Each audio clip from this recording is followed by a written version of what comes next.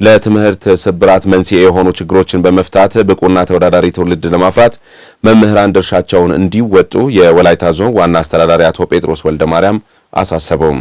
ከመምህራን የሚነሱ የተለያዩ ጥያቄዎች ወደ አልተፈለገ አቅጣጫ እንዳያመሩ መምህራን ከመንግስት ጋር በቅርበት መምከር ይኖርባቸዋል ያሉት ደግሞ የደቡብ ኢትዮጵያ ክልል ትምህርት ቢሮ ምክትል ኃላፊ አቶ ኢሳያስ እንድሪያስ ናቸው። ትውልድ በመምህር ይቀረጻል፣ ሀገር በትምህርት ይበለጽጋል በሚል መርህ በወላይታ ጉተራ ከመምህራን ጋር የውይይት መድረክ ተካሂዷል። ሰብለወርቅ ኤልያስ በዚህ ጉዳይ ላይ ተጨማሪውን አሰናድታለች።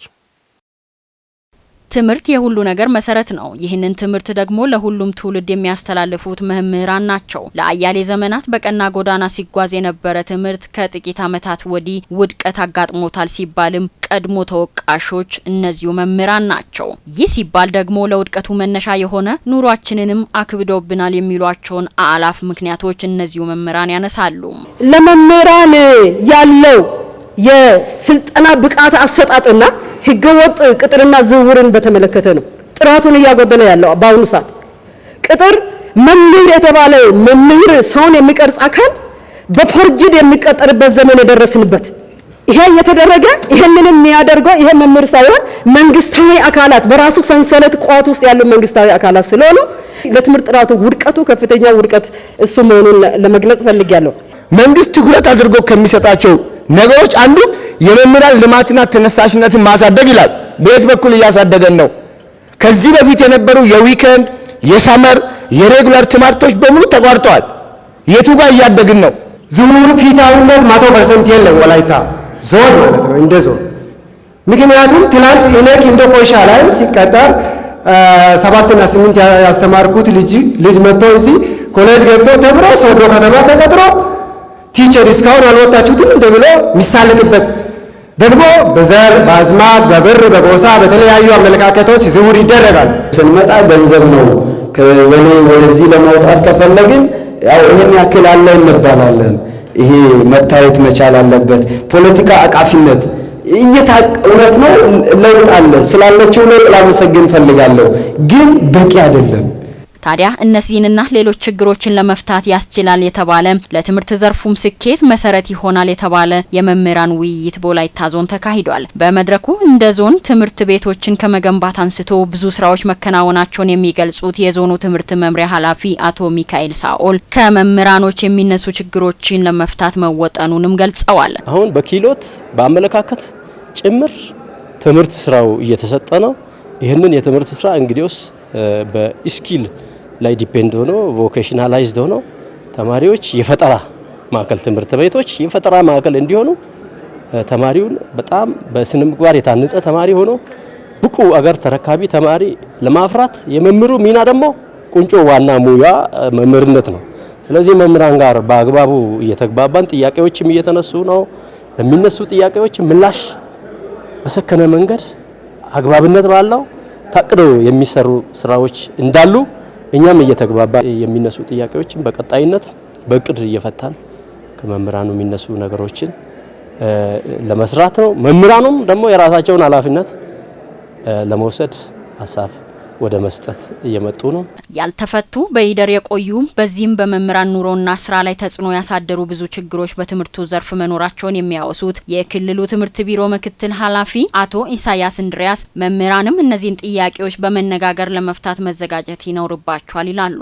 የደረጃ እድገት ጉዳይ፣ የመምህራን ደሞዝ ጉዳይ፣ የትምህርት ጉዳይ፣ የመልካም አስተዳደር ጉዳይ፣ በዝውውር በደረጃ እድገት የሚገለጽ በርካታ ችግሮች እጃችን ላይ አሉ።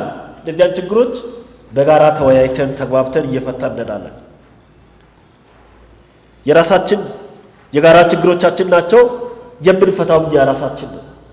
ይሄ የሚታወቅ ሆኖ ሳለ ግን አለ በተባለ ችግር ርካሽ አጀንዳቸውን ወይም ሰልባጅ አጀንዳቸውን ማራገብ የሚፈልጉ ሰዎች አሉ። ያንን በልክ ማየት ያስፈልጋል። ስለዚህ እኛ መምህራን ግንባር ቀደሞች እውቀት ሌሎች ከኛ የሚሸምቱብን አካላት በግንባር ቀደምነት ነገሮችን አናላይዝ አድርገን ችግሮች የሚፈቱበትን መፍቻ መንገድ አስቀምጠን አገራችንን፣ አካባቢያችንን፣ ክልላችንን ለመጠበቅ ለማልማት በርትተን መስራት ያስፈልጋል። በዋናነት መምህር ጥቅሙና ሞራሉ ተጠብቆ መስራት ይገባዋል ያሉት የዞኑ የመንግስት ረዳት ተጠሪ ወይዘሮ ሰላማዊት ሳሙኤል በዘርፉ የሚስተዋሉ የአሰራር ጥሰቶችንና ችግሮችን ለመፍታት በቅንጅት መስራት እንደሚያስፈልግም አክለዋል። ይሄ ወላይታ ተስፋ የሚያደርገው እዚህ ቤት ያለውን ይሄንን ምሁር ነው የሚለውን ከወሰደ መምህር በውጤቱ ነው ሊለካ የሚገባው። ሞራሉን በዛ ልክ ነው ሊጠበቅ የሚገባው። ጥቅምም ሲኖር ጉዳትም ሲኖር በጥረቱ ልክ ሊሆን ይገባል የሚለውን ነገር አስምረን ሌሎች ጉዳዮችን በጋራ ቅንጅት ፈጣሪንም ይዘን ይሄንን ጊዜ እናልፋለን። ተስፋ አንቆርጥም። አሉ ጥሩ እርሾዎች አሉ እናንተ ጋር እያየን ያለናቸው፣ ግን ቡራቡሬ አፈጻጸሞቻችንን በቅንነት ሰብሰብ ወደምናረግበት ሂደት ከመጣን ውጤት እናመጣለን።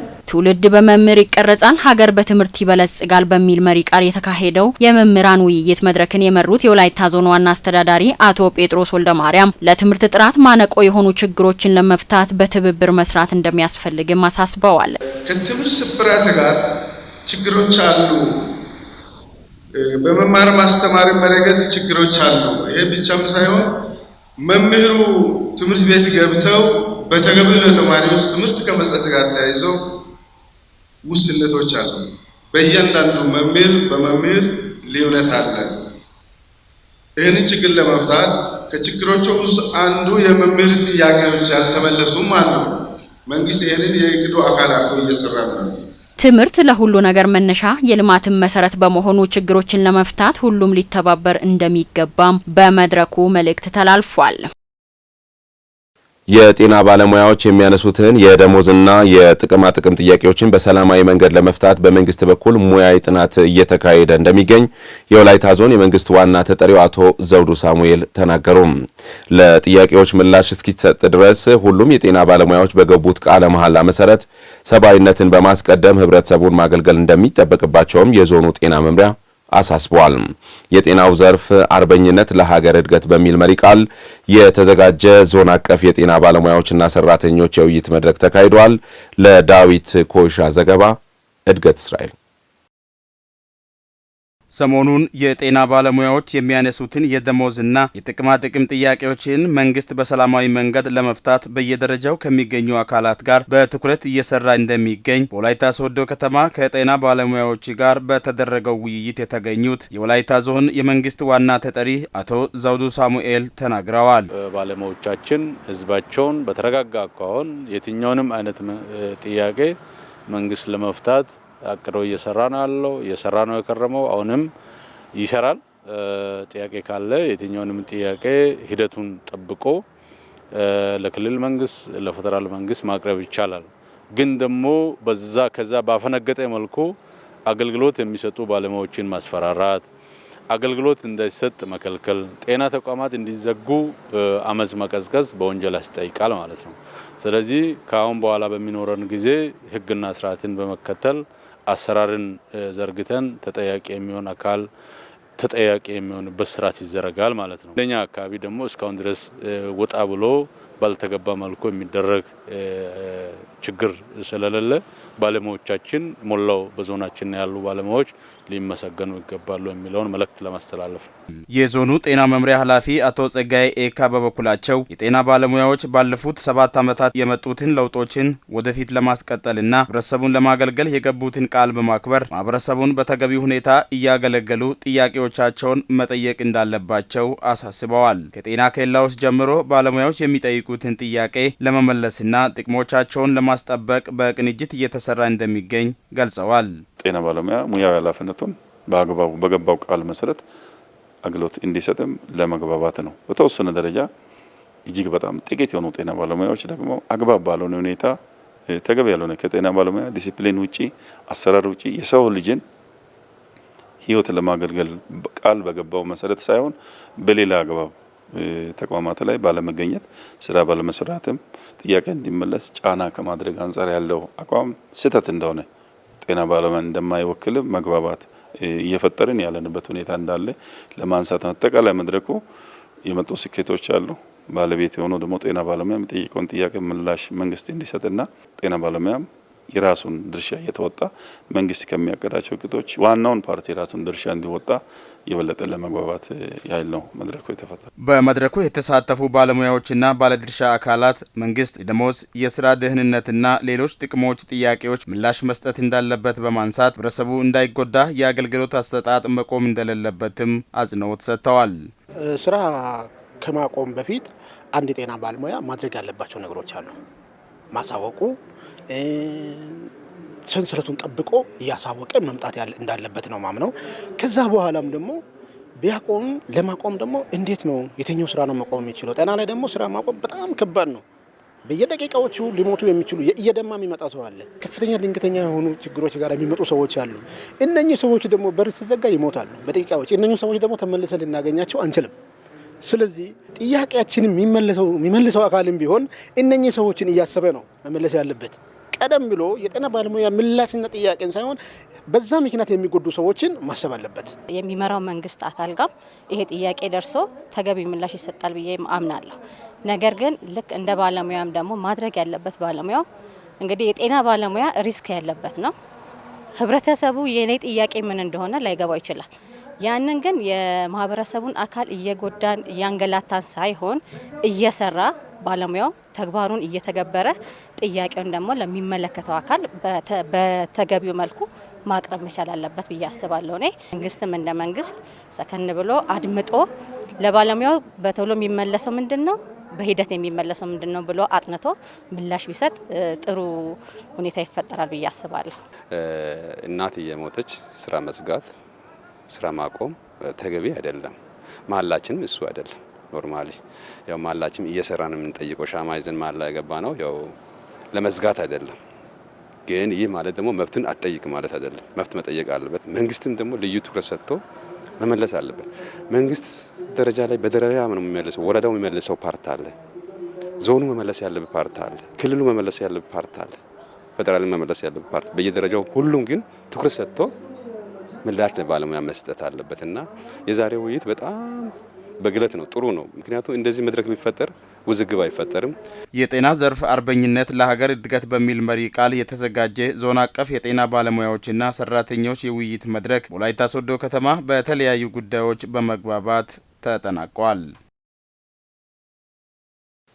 በሀገሪቱ የተመዘገቡ ለውጦችን ለማስቀጠልና በግብይት ስርዓቱ ላይ የሚስተዋሉ ችግሮችን ለመቅረፍ የንግዱ ማህበረሰብ የድርሻውን ሊወጣ ይገባል አሉ የወላይታ ዞን የመንግስት ረዳት ተጠሪ አቶ መስፍን ቶማስ።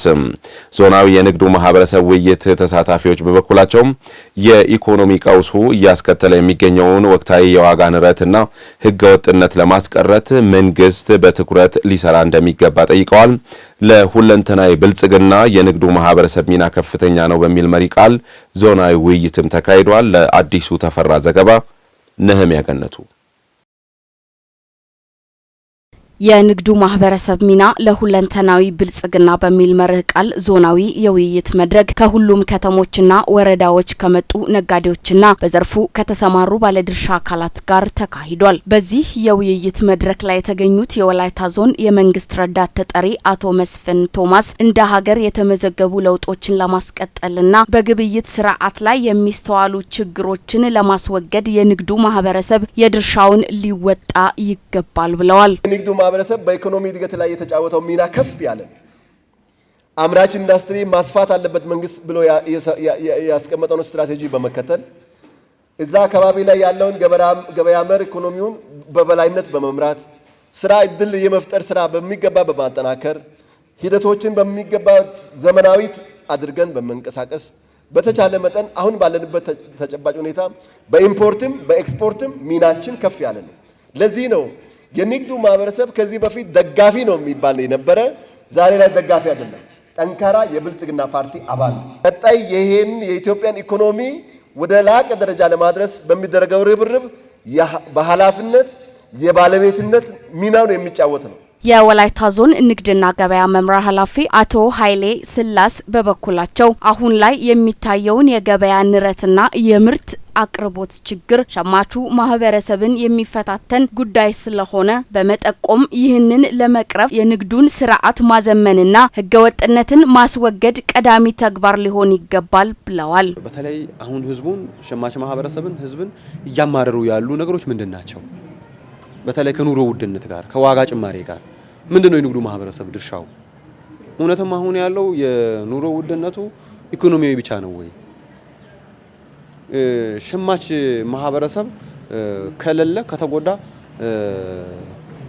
ንግድ ማህበረሰቡ ሊኖር ይችላል ወይ የሚለውን በእነሱ በኩል ማየት ያለባቸው ነገሮችን አንስቶ ውይይት ያደረግንበትና በእነዚያ ላይ እርምጃ መወሰድ እንዳለባቸው እነሱ ከንግዱ ማህበረሰብ ጎን ከማህበረሰቡ ከሸማች ማህበረሰብ ጎን መቆም እንዳለባቸው ካገኙት ንግድ ትርፍ ደግሞ ገቢም ጭምር መክፈል እንዳለባቸው የመንግስት ገቢን መጨመር እንዳለባቸው እና ከመንግስት ጎን እንዲቆሙ በተጨማሪም ደግሞ አጠቃላይ የፖለቲካ ኢኮኖሚ እንቅስቃሴ ነግዶ ትርፍ ማግኘት የሚቻለው ሰርቶ መዋል የሚቻለው ሰላም ሲኖር ስለዚህ የጸረ ሰላም ኃይል እንቅስቃሴ መነሻው ምንድነው መድረሻውስ ምንድነው ይሄን እንዴት ነው መመከት ያለብን በሚለው ዙሪያ ላይ ሰፊ ውይይት ተደረገበትና በዞናዊ የንግዱ ማህበረሰብ ውይይት ላይ የተሳተፉት ነጋዴዎችና የዘርፉ ባለድርሻ አካላት ኢኮኖሚያዊ ቀውስ እያስከተለ የሚገኘውን ወቅታዊ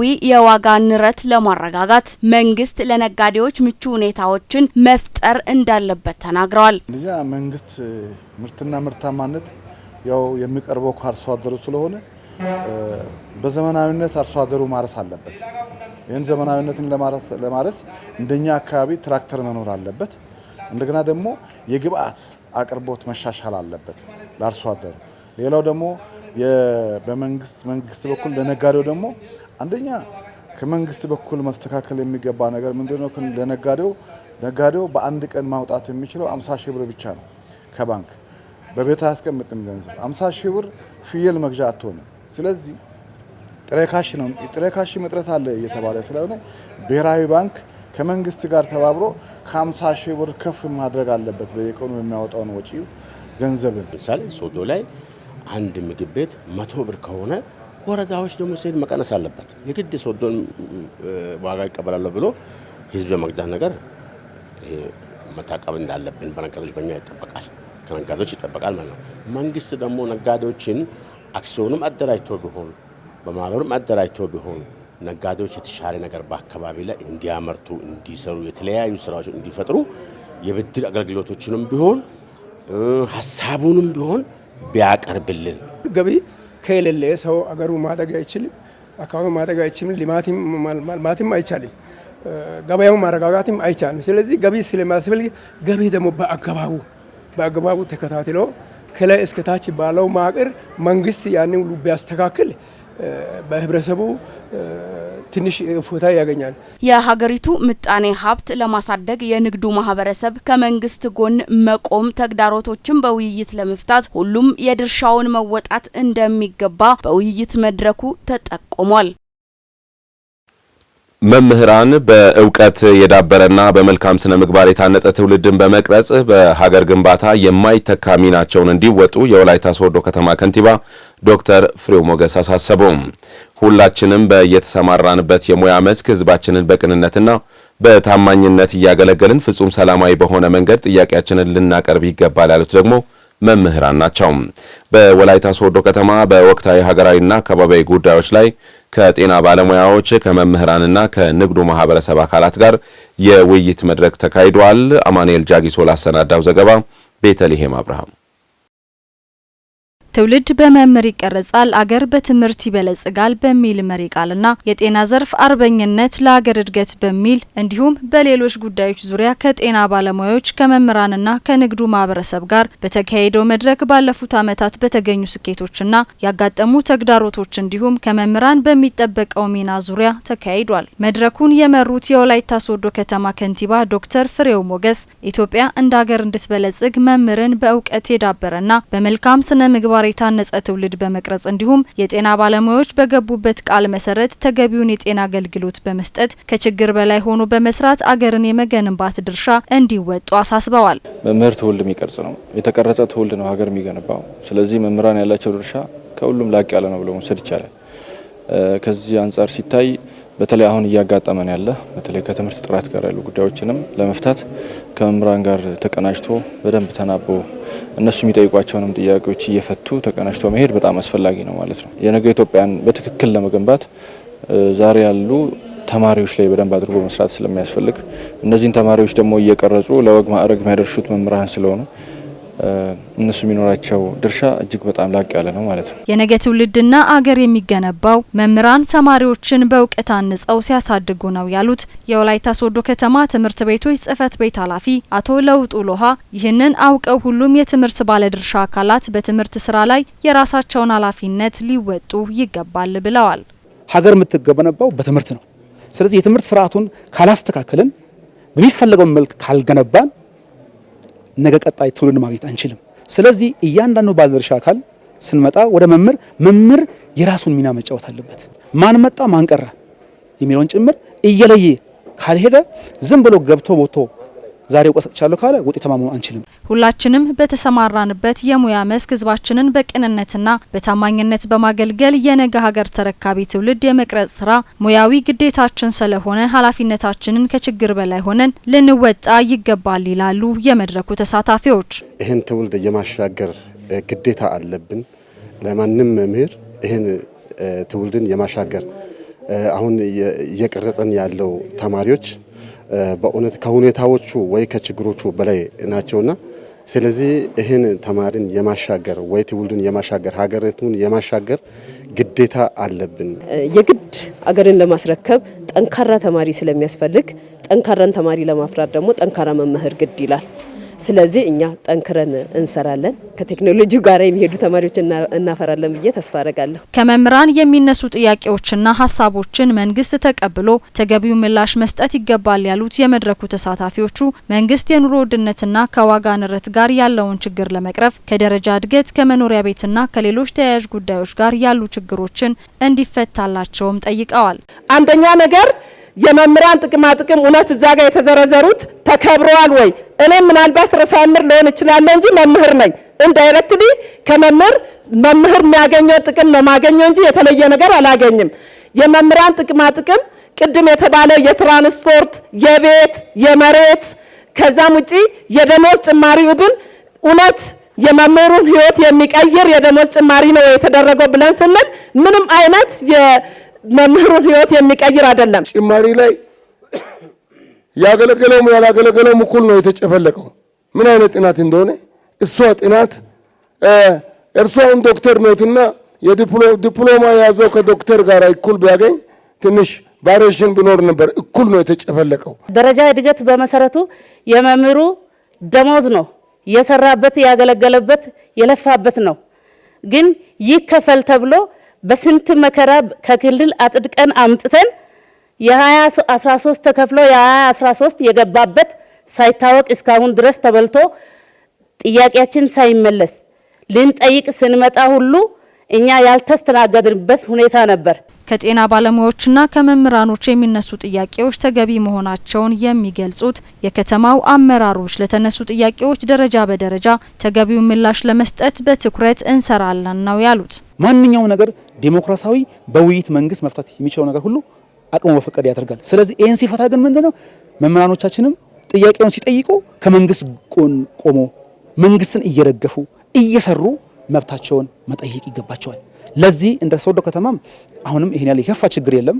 በርካታ ማለት ምላሽ እየተሰጠ ያለበት ሁኔታዎች ቢኖሩም አሁን የኑሮ ውድነቱ ትንሽ ችግር ስላለበት ይሄን ደግሞ በጋራ አብረን ተቃርበን ምንሰራ ከሆነ ይሄን ጊዜያዊ ችግሮቻችንን በጋራ መፍታት እንችላለን። ከመኖሪያ ቤት ግንባታ ጋር ተያይዞ በማህበር ተደራጅተን ቦታ ሊሰጠን አልቻለም። ብዙ ውጣ ውረዶች አሉ። አገልግሎት አሰጣጡ ችግር አለበት። ይሄን ብታዩ ብለው ያሉትን በእኛ አቅም ልንፈታ የምንችላቸውን ጉዳዮች በትክክል ልቅም አድርገን ይዘን በአጭር ጊዜ የምንፈታውን በአጭር ጊዜ እንደምንፈታ ምንም ጥያቄ የለውም። ይሄ በመምህራንም በጤና ተቋማትም ሶዶ ከተማ ላይ ብዙ ጊዜ ከጤና ተቋማት ጋር የሚነሳው ዲዩቲ ክፍያ ነው። ሶዶ ከተማ ላይ ደግሞ ራሳቸውም እንዳረጋገጡት በጥሩ ሁኔታ እየተከፈለ ነው። የመምህራንም ደሞዝ በነገራችን ላይ ኦን ታይም ነው የሚከፈለው። አንዳንዶቹ ጉዳዮች ኖርማሊ በመመሪያ የተከለከሉ ስለሆኑ ነው እንጂ ከተማ አስተዳደሩ መክፈል ሲገባው የከለከለው ምንም አይነት ብር የለም ማለት ነው። ለጤና ባለሙያውም ለመምህራኑም የሚገባቸውን ሁሉ ከፍሏል ከተማ አስተዳደሩ፣ ያስቀረው ነገር የለም ማለት ነው። መንግስት የሀገሪቱ አቅም በሚፈቅደው ልክ ችግሮችን ደረጃ በደረጃ እየፈታ መፍትሄ እየሰጠ እንደሚሄድም ተጠቁሟል።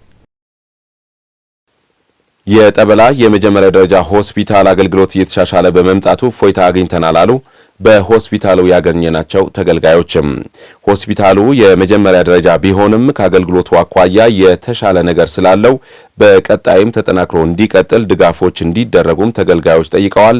ለዝርዝሩ ሂሩት የምሩ። የጠበላ ከተማ መጀመሪያ ደረጃ ሆስፒታል የሕክምና አገልግሎት የጀመረበት ጊዜ ቅርብ ዓመታት ቢሆንም አሁን የደረሰበት ደረጃና የአገልግሎት አሰጣጣቸው አመርቂ መሆኑን ተገልጋዮች ይናገራሉ። ባለሙያው በጣም ጥሩ ነው። በጊዜም ደርሷል። በጊዜን ወልዷል። አልጋ ምናምን ቶሎ ያዝና እኔን ወልዳለ። በጣም ጥሩ ነው። ሚጡ ሳደረሰ እዚህ መጥቼ ታክሜ ምን ያልኩ ከዛ ሚጡ ሳስደርስ ልጁ ወደ ውስጥ ደከመ። ከዛ ኦፕራሽን አረጉ። ከዛ በኋላ እዚህ 4 ቀን ቆየው። ቁስሉም ድኗል። እነሱም በጣም ያዩ ነበር። ሆስፒታሉ ከከተማው በተጨማሪ በአቅራቢያው ለሚገኙ ዞኖችና ወረዳዎች አገልግሎትን እየሰጠ ይገኛል። በዚሁም የተገልጋዮች ቁጥር በየጊዜው እየጨመረ መምጣቱን ተከትሎ የሆስፒታሉ ደረጃ ማሳደግ እንደሚገባ ነው የተጠቀሰው። የአገልግሎት አሰጣጣችን ጥሩ ነው፣ እግዚአብሔር ይመስገን። ያው ይሄ ጠበላ መጀመሪያ ደረጃ ሆስፒታል ሆኖ ስራው ከጀመረበት ጀምሮ ስራ በጥሩ ሁኔታ እየሰራን ነው ያለው። የእቃ አቅርቦት ምናምን ሆስፒታሉ የመጀመሪያ ደረጃ ሆስፒታል ሲሆን አንዳንድ ነገሮች በተሟሉት አይደለም። ያው እቃዎችን ምናምን ሲኦ ሌላ አይሶች ምናምን ከሌላ ቦታ እያመጡ ከጉድለት ጋር ሆነን እየሰራን ስራውን ሆስፒታሉን ከፍ ለማድረግ ለማሻገር ጥረት እያደረግን ነው። እንደ ጄኔራል ሆስፒታል ነው እያገለገለ ያለውና ያለውም የሆስፒታል የካችሜንት ኤሪያ የሰው ሰርቪስ መስጠው አገልግሎት ከሆብቻ ጀምሮ እዚህ ሁምቦ አባያ ከተለያዩ ቦታዎች ስለሚመጣ ብዙ ሰው ነው እያገለገለ ያለው። በአገልግሎት ዙሪያ ደግሞ ከወረዳ ከተማ ከንቲባ ጀምሮ ከአመራሮች ጀምሮ ስራ አስኪያጅ ጀምሮ ጥሩ ድጋፍ ነው እየተደረገ ያለው። ከ500 በላይ ሜጀር ሰርጀሪ ሰርተናል በአንድ አመት ብቻ።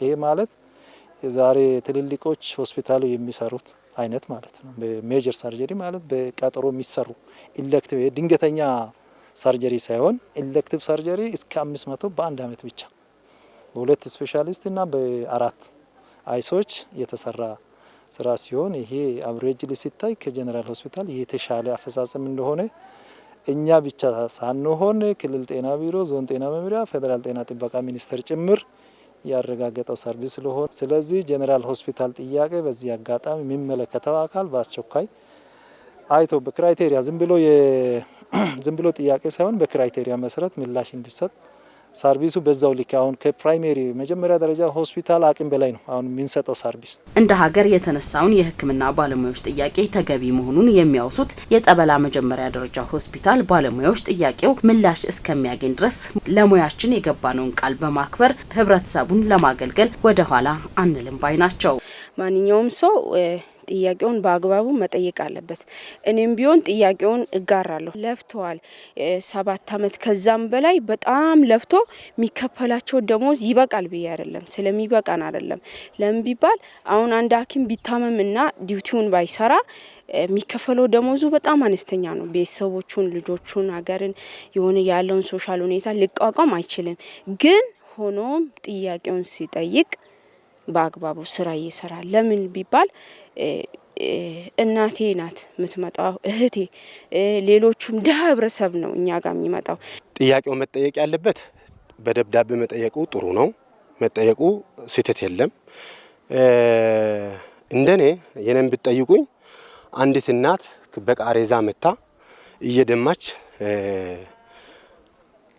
ደሞዝ አንሶኛል ብዬ ሳልከፍላት ሳላገለግላት ወይ ሳልረዳት ጥዬ ቤት ገብቼ ይተኛለሁ ብዬ አላስብም። ምክንያቱም ይሄ ሂዩማኒቲ ነው ማለት ስራ ቆሞ መጠየቅ ሳያቆሙ መጠየቅ የሚለው ነገር ግለሰቦቹ፣ ድርጅቶቹ ወይስ ማህበሮቹ የራሳቸው አቋም ሊሆን ይችላል። ግን እኔ እንደ ግለሰብ እንደ ጤና ባለሙያ እንደ ማልኩት መሐላ ሰው የኔን እርዳታ ፈልጎ በሞትና በህይወት መካከል ያለውን ሰው ያን ሰው ሳረዳ አላርፍም። አሁን ድሮ የተጠናው መደቡም እኔ ፌር ነው ብዬ አላስብም። ይሄ ሲባል ደግሞ ስራ ቁሜ ጫና ፈጥሬ አመጽ ፈጥሬ ምላሽ ላገኝ አይደለም። የተጠየቀው መንግስት ነው የሚመልሰው ራሱ። ስለዚህ አሁን መጀመሪያ በዛ ዙሪያ ከተወያየን በኋላ እዚህ አካባቢ ደግሞ ከዚህ ተቋም ሌላ የለም፣ ለህዝቡ አማራጭ የለም። ይሄ ቅድም የጠቀስኩት ቁጥር በሙሉ ተስፋው ይሄ ነው። ሲታመም መጥቶ የሚታከምበት ተቋም ይሄ ስለሆነ እዚህ ያለው አንድም እኔ ስራ ቁሜ ጥያቄን ላስከብር ምላሽ ላገኝ የሚል የለም። ተነጋግረናል። ባለፈው ግን አንዴ ያለፈው የሰው ህይወት ደግሞ መተካት አይቻልም። ከዛ አንፃር ነው እኛ ያየነው። በማህበራዊ ሚዲያ የሚሰራጨውን የተሳሳተ መረጃ ባለመከተልና በምንም ሳይረበሹ ማህበረሰቡን በቅንነት ማገልገል እንደሚገባም ተጠቁመዋል። ህግን አለማወቅ ከተጠያቂነት አያድንም ሲባል ብዙ አከራካሪ ጉዳዮች ከማህበረሰቡ ዘንድ ይነሳሉ። በእርግጥ በወንጀልም ሆነ በፍትሐ ብሔር ጉዳይ ህጎች ከጸደቁበት ቀን ጀምሮ በስራ ላይ ይውላሉና እነዚህን ጉዳዮች ስንቶቻችን ጠንቅቀን እናውቃለን የሚለው አጠያቂ ነው። ህግን አለማወቅ ከተጠያቂነት አያድንም ከተባለ ማወቅና ማሳወቁን እንዴት እንረዳለን? ትዝታ ታከለ ከህግ ባለሙያ ጋር ያደረገችው ቆይታ ምላሽ ይሰጠናል። በየዕለት ኑሮ ጸብ ሲገጥመው በህግ አምላክ ብሎ የማብረድ ልምድ ያለው ማህበረሰብ ህግን የሚረዳው በተለምዷዊው አረዳድ እንጂ የዘርፉ ባለሙያዎች በሚረዱበት መልኩ አይደለም። ታዲያ በማወቅም ሆነ ባለማወቅ የወንጀል ድርጊት ውስጥ የተሳተፈ ህጉን አላውቅም በማለት ከተጠያቂነት ለማምለጥ አለማወቁን ሰበብ ያደርጋል። ለመሆኑ ህግን አለማወቅ ተቀባይነት የሌለው ድርጊት ነው ወይስ ከቅጣት ሊያስመልጥ የሚችል ምክንያት? በጉዳዩ ዙሪያ የባለሙያ ምላሽ ጠይቀናል። የኢትዮጵያ ህግም ሆነ ከኢትዮጵያ ውጭ ያሉ ዓለም አቀፍ ህጎች ላይ በጣም የታወቀ የህግ ድንጋጌ ነው። ይሄውም ብዙ ሰዎች ህግን ባለማወቅ ከተጠያቂነት ለመዳን ህግን አላውቅም በማለት ለመሸሽ በሚሞክርበት ሰዓት ላይ ይሄንን መሰረት በማድረግ ብዙ ወንጀሎች፣ ብዙ ጥፋቶች፣ ብዙ የህግ ጥሰቶች ይደረጋሉና ከዚህ ጋር ተያይዞ እንደውም የላቲን ቃላት ኢንተርናሽናሊ በህግ ትምህርት ቤትም እንደምናውቀው ምንድነው የሚለው ኢግኖራንሺያ ጁሪስ ነን ኤክስኪዩሳት ይላል። በእንግሊዘኛው ኢግኖራንስ ኦፍ ላው ሃስ ኖ ኤክስኪዩዝ የሚል በጣም ግልጽ ድንጋጌ ያለ ሲሆን ይሄም በአገራችን ህግ ላይ ተደንግጎ ይገኛል።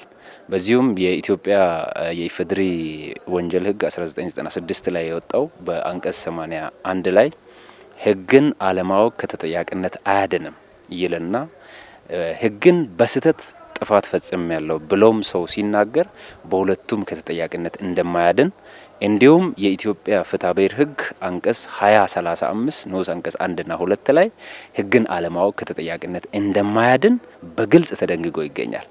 ለዚህ ደግሞ በጣም ግልጽና መሰረታዊ የሆነው ጉዳይ ምንድነው? የኢትዮጵያ ህገ መንግስት አንቀጽ 9 ላይ ህገ መንግስቱ የአገሪቱ የበላይ ህግ ነው ይላል።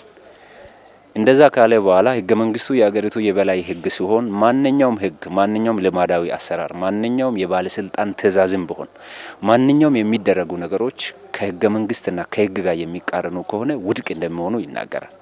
ስለዚህ በማናቸውም ሁኔታ ህግ የበላይ እንደሆነ፣ ህግ ሰዎች ከሚያደርጉት አክቲቪቲም የበላይ እንደሆነና በህግ ላይ ባልተቀመጠ ነገሮች ሰዎች እንደማይጠየቁ ህጉ ራሱ በግልጽ ይናገራል። ዜጎች ማወቅ ከሚጠበቅባቸው የህግ ፍልስፍናዎች ውስጥ የመጀመሪያው የሚተዳደሩበትን ህግ የማወቅ ግዴታ ነው። ህጉን በማሳወቁ ረገድስ ኃላፊነቱ ማን ላይ ይጣላል? መልካም። ህጉን ከማሳወቅ ረገድ በኢትዮጵያ ላይ በግልጽ እንደምናውቀው 3 የመንግስት አካላት አሉ። አንደኛው ህግ አውጪ ተቋም ነው። ህግ አውጪው ተቋም አንድን ህግ ከጅምር ጀምሮ ከድራፍት ጀምሮ ህግ ሆኖ ተደንግጎ በነጋሪት ጋዜጣ እስከሚወጣ ድረስ በግልጽ የህግ ስርዓቱን ተከትሎ ህግን ያወጣል። ህግ አስፈጻሚ የሚባሉ አካላት ደግሞ አሉ። በሚኒስትር ደረጃ አሉ። ለምሳሌ ፍትህ ሚኒስቴር፣ ሌሎች ሚኒስትሮች፣ የፖሊስ ተቋማት፣ እነዚህ የህግ አስፈጻሚ ተቋማት ይባላሉ። ህጎች ህግ አውጪው ባወጣበት ልክ በስነ ስርዓት በህዝብ ዘንድ ወርዶ የሚሄድበትን ስርዓት እነሱ ይመራሉ። ሶስተኛ ላይ ፍርድ ቤት ወይንም የህግ ተርጓሚ የሚባል አካል ነው። እነዚህ ሁሉም ተቋማት ህግ ከተደነገገበት ጀምሮ በነጋሪት ጋዜጣ ወጥቶ ለህዝብ ይፋ እስከሚደረግ ድረስና ከዚያም በኋላ የህግ ተፈጻሚነቶች በየጊዜው በየተቋማቱ በስነ ስርዓት የሚመራበትን ህጋዊ ስርዓትን ተከትሎ በተሰጣቸው ስልጣን ልክ ይሰራሉ ማለት ነው። ስለዚህ ማንም ሰው ህግን ማወቅ የሚችልባቸው መንገዶች ለምሳሌ ነጋሪት ጋዜጣ ላይ ከወጣ በኋላ በተለያየ ድረገጾች ላይ በግልጽ በህዝብ ተወካዮች ምክር ቤት ከወጣ በኋላ ተደንግጎ በጋዜጣ ላይ እንዲሁም ደግሞ በህትመት በጽሁፍና በቪዲዮ በተለያየ መልኩ ይለቀቃል። ያም ብቻ ሳይሆን በነጋሪት ጋዜጣ ላይ ተፈርሞ በአገሪቱ ርዕሰ ብሔር ተፈርሞ ወደ ነጋሪት ጋዜጣ ከተገለበጠ በኋላ ኢንተርኔት ላይ ይለቀቃል።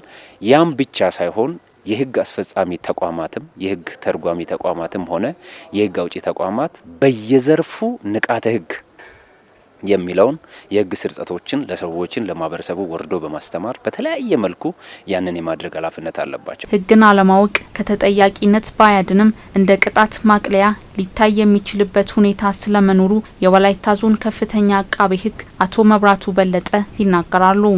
በኢትዮጵያ ወንጀል ህግ አንቀጽ 81 ንዑስ አንቀጽ 2 ላይ በግልጽ እንደተደነገገው ምናልባት ቅጣቱ ባይቀርለትም ከቅጣት የሚቀንስበት ወይንም ሚቲጌት የሚደረግበት ቅጣት የሚቀልበት አንድ አማራጭ ነው።